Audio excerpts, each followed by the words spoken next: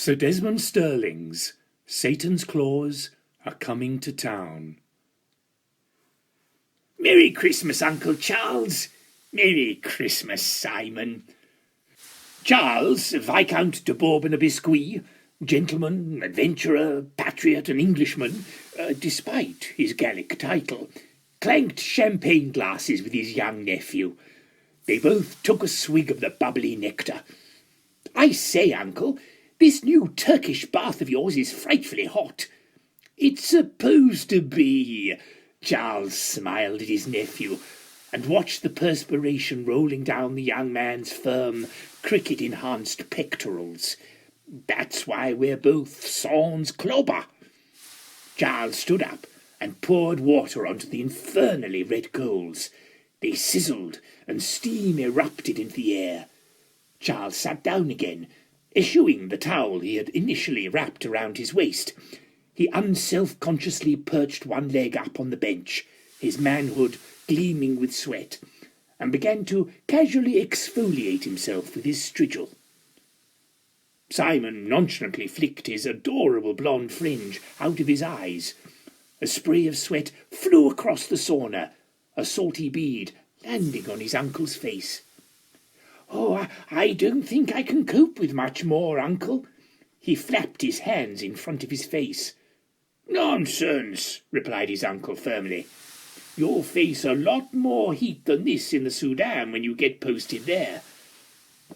Don't forget, the locals are accustomed to it and will use that to their fiendish advantage, so you'll be spending a lot more time in here over the Yuletide holiday." Simon groaned. "Even if I have to tear your clothes off and drag you in here myself."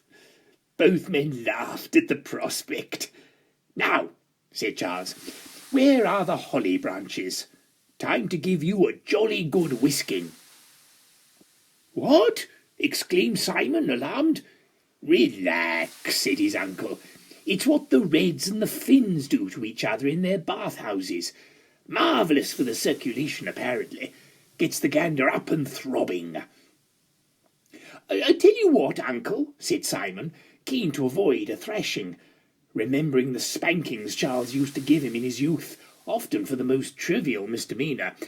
"Why not tell me one of your marvellous spooky yarns? It is nearly Christmas after all." Charles ceased scraping his thigh, unclasped his strigil, and thought for a while. "Funny you should say that, lad. This morning at breakfast I was reading the Times obituary page, and I was reminded of something that happened a long, long time ago." It was the 24th of December. I can't recall which year, but sometime between the wars. I had accepted an invitation from my old school chum and later army batman, Arthur Gander, known affectionately to his chums as Goosey. Now officially the Reverend Arthur Gander, Goosey had bagged himself a tasty parish in the idyllic Cotswold village of Murphy Grumbar. He'd been surprisingly popular, managing not to upset his bishop or get himself arrested, as vicars are wont to do.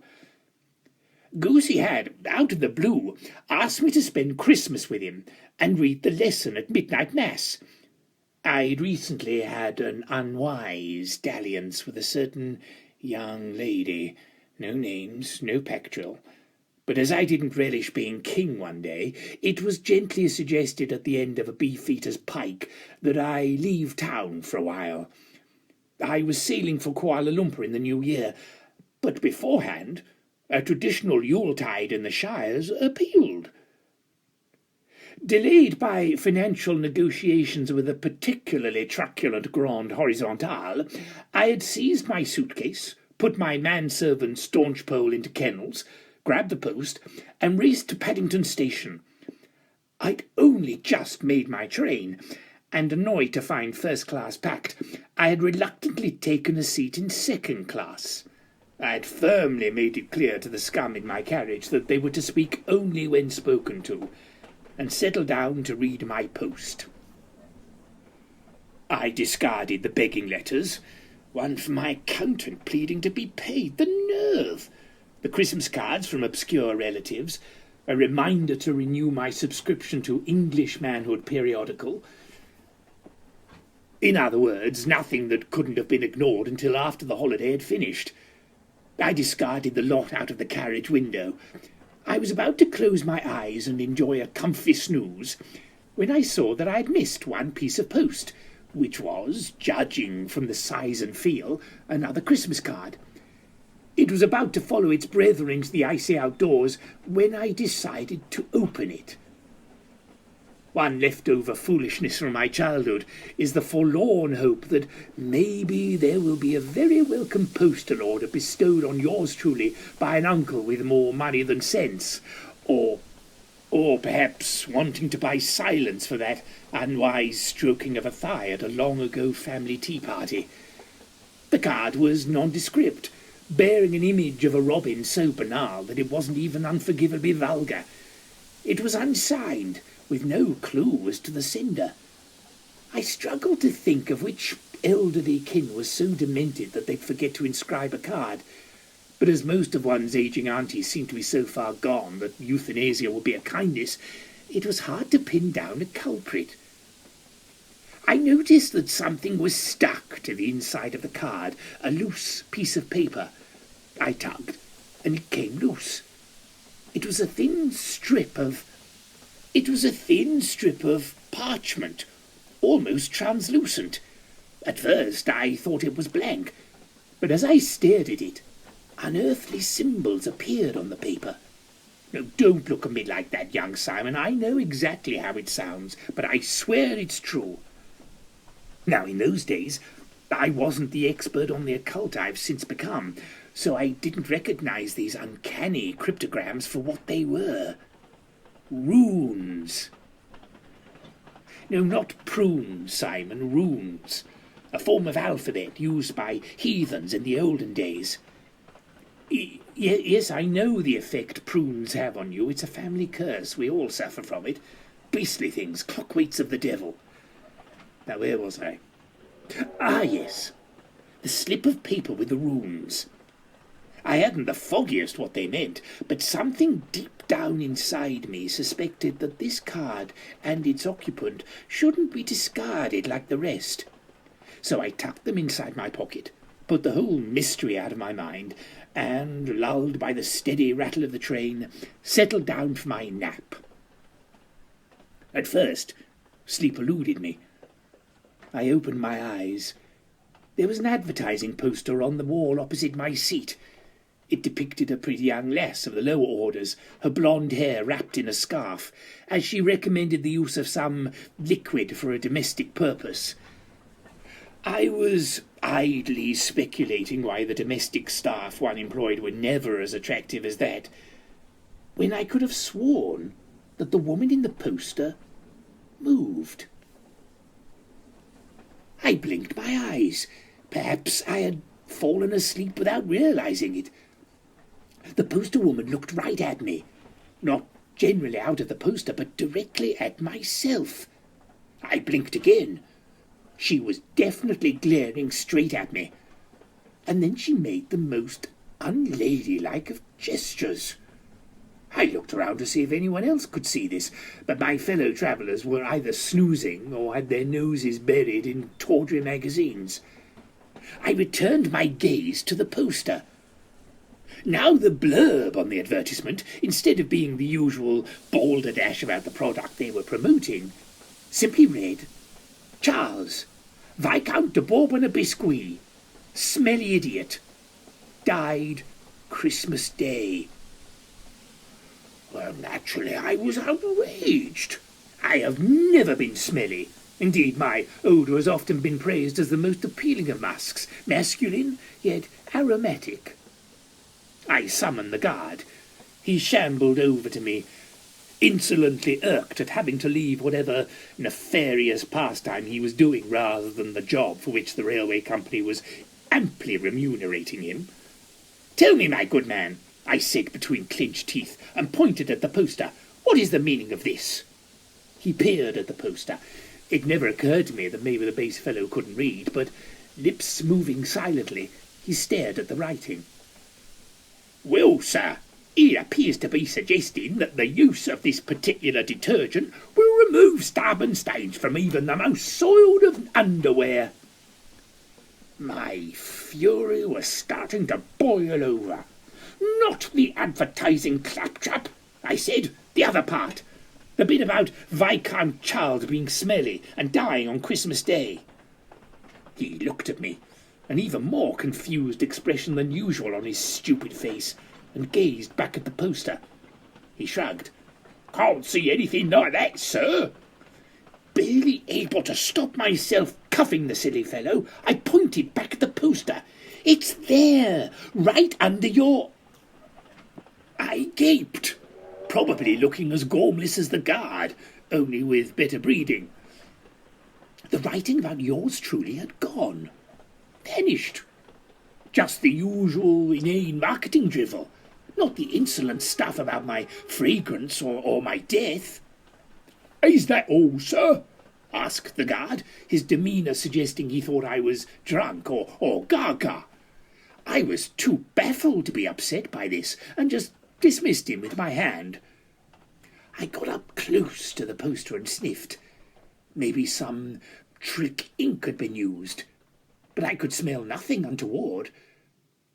Perhaps I had been dreaming. I retired to my seat and stared at the poster, but nothing changed. It remained as innocuous as it had before. I found myself hypnotized by the colours of the image, and the next thing I knew, I was fast asleep. I had woken just in time to evacuate my bladder and splash some water on my face before the train pulled into the little station of Murphy-Grumbar. I summoned the porter, a shriveled gnome of a man, probably inbred, and instructed him to take my trunk. He made a great pretence of it being an effort, as the proletariat are wont to do. For goodness sake, he wasn't that much bigger than his puny little carcass. It had begun to snow, and I strode off to the exit through the swirling flakes, groping for my ticket in my breast pocket. But to my shock, my ticket wasn't there. I had definitely secured it in that particular pocket before boarding. I looked around suspiciously. Had one of my fellow passengers pinched it while I dozed? I was rummaging throughout my person, just to make sure I hadn't secreted it in some other nook or cranny, when someone barged into me. "Watch it!" I chastised the oaf. "I do apologise." The voice was surprisingly silky. I glanced at its owner. He was an insignificant-looking chap, of a similar height to myself, somewhat pink of face, a silver-tipped cane in his hand. He doffed his fedora to me, revealing a hairless dome, possibly shaved rather than a result of diminished masculinity. He did, however, affect a beard, but alas, no moustache, an unwise pretension. The beard started along his jawline and was sculpted into a point beneath his chin, resulting in a somewhat saturnine effect, no doubt deliberate. I harumphed, admittedly rather ungraciously, but the loss of my ticket had rattled me. Once it wouldn't have mattered, but in these days of bumptious Bolsheviks, my word as a gentleman would no longer suffice, and I'd have to cough up the tin again. The man replaced his hat and said in a rather oily fashion, "Apologies once more." He started to turn away, but then stared at me and said, "You seem to have something in your ear." Before I could stop him, he'd placed his long fingers to my ear and retrieved something from it. "What the deuce?" I spluttered, then stopped and stared in wonder as I saw that the object salvaged my ear was my ticket. "How the dickens did you—" I started, but the man had gone. How on earth had he moved so quickly? His legs seemed to be too short to be that nippy. Was this the culprit who'd half-inched my ticket in the first place, or what? Gove was obviously a wizard at the old sleight of hand, but he didn't look like a thief. Too well spoken for a start. The snow was getting heavier now, and even a magnificent specimen as I was, and still am, could feel the cold seeping into one's bones. I hailed a taxi, probably the only one in the village, judging by the fist shaken in my direction by the middle-aged biddy in the queue, who frankly looked as though she needed the exercise.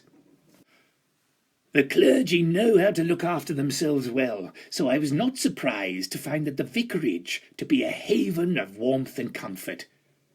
Goosey greeted me warmly with a cry of "Sausage!" My nickname in the army, for reasons you won't, in our current circumstances, Simon, need explaining, although Goosey as lower rank shouldn't really have used it. While his elderly housekeeper lugged my trunk to my billet, he led me into his living room, where a blazing fire awaited me, along with buttered crumpets and steaming hot cocoa. As I defrosted myself in front of the fire and indulged in the delicious crumpets, I listened contentedly as Goosey gave me the latest gossip about our old school chums. Who was dead? Who was banged up in chokey? Who was going through a messy divorce? Who had caught frostbite while indulging with the guardsmen in Hyde Park in sub-zero conditions?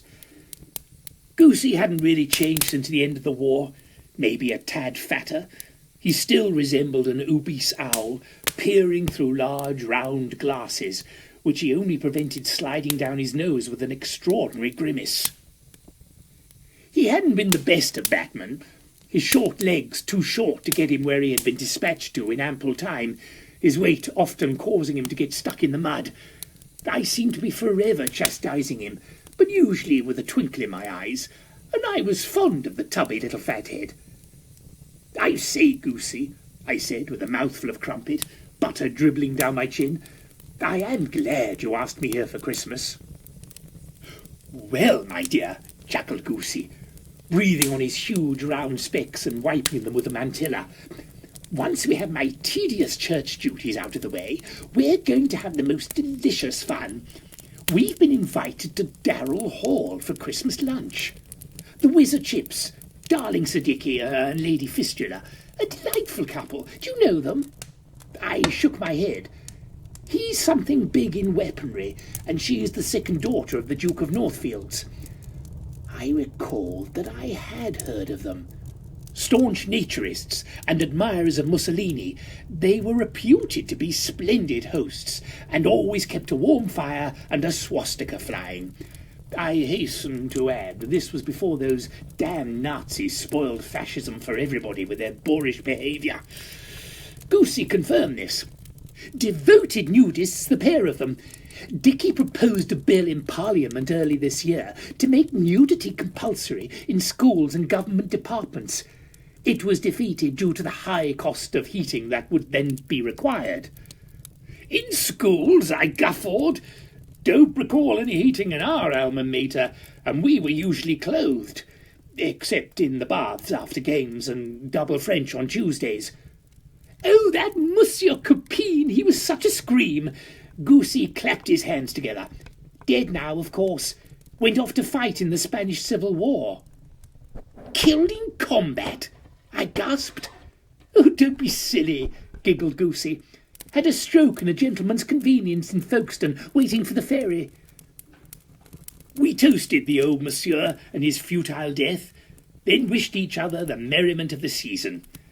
The heat from the hearth was beginning to make me perspire after the cold of the train, so I reached into my pocket for my handkerchief, and out fluttered something which fell to the floor. "You've dropped something," said Goosey. "Oh, you're much the shorter of the pair of us, Goosey," I said. "Reach down and pick it up, there's a good batman."